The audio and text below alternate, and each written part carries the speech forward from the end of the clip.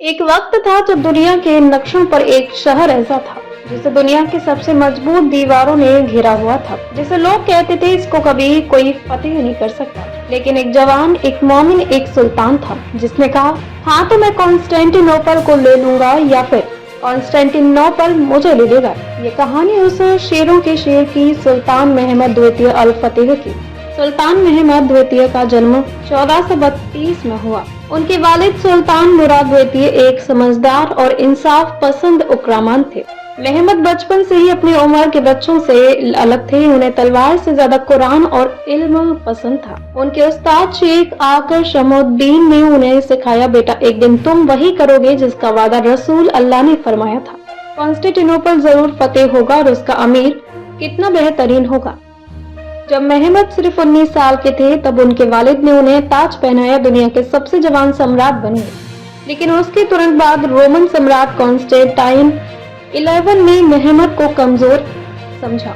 सोचा ये तो एक जवान लड़का है, कुछ नहीं कर पाएगा। लेकिन महमद ने उसका फैसला कर लिया, अब वक्त आ गया है रोम के इस शहर को इस्लाम के परचम के नीचे ले आया जाए। कॉन्स्टेंटिनोपल की दीवार 60 फीट ऊंची थी, समुद्र से गहरी हुई थी, 3 परत दीवार के रूप में। दुनिया की किसी भी फौज ने उसे कभी नहीं तोड़ा। लेकिन महमद के पास कुछ अलग था, एक मजबूत ईमान और एक दिमाग जो रणनीति से भरा था।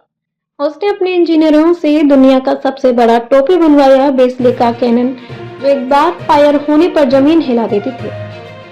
जब महमद की फौज समुद्र से गुजर नहीं पा रही थी तब महमद ने एक करिश्मा कर दिखाया। उसने अपने सैनिकों को हुक्म दिया, जहाजों को जमीन के ऊपर से गुजारो। और हम रात जब दुनिया सो रही थी, महमद के मुजाहिद 70 जहाजों को रख कर पहाड़ों के पार ले गए। सुबह जब बिजान्टीन सेना ने देखा मुस्लिम नौसेना पहाड़ों के ऊपर से आ रही है तो उनके हौसले टूट गए। 29 मई 1453 सुबह का वक्त महमद ने अपनी फौज से कहा, हाँ तो हम इस शहर को जीत लेंगे या शहादत हमारी तकदीर होगी।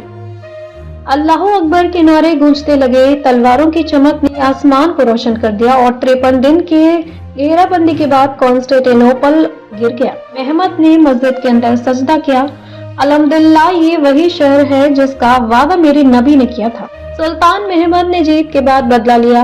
उसने रोमन लोगों से कहा, अब तो मेरे रिया हो और मैं तुम्हारी हमीर।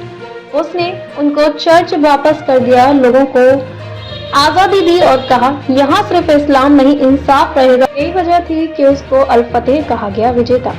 सुल्तान महमद ने सिर्फ कॉन्स्टेंटिनोपल नहीं जीता, उन्होंने बाल्कन, ग्रीस और सर्बिया ने ऑटोमन साम्राज्य को मजबूत किया।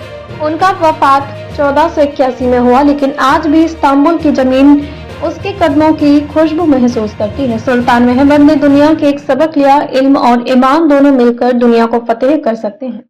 ये कहानी थी एक ऐसे ही सुल्तान की जिसने तलवार से नहीं अपने जज्बे से दुनिया जीती। इसका नाम हर मोमिन के दिल में आज भी एक दुआ है, फतेह सुल्तान महमद, इस्लाम का फकर और इतिहास का शहंशाह। अगर आप भी चाहते हैं कि दुनिया फिर से इंसाफ और ईमान से रोशन हो तो इस कहानी को शेयर करें।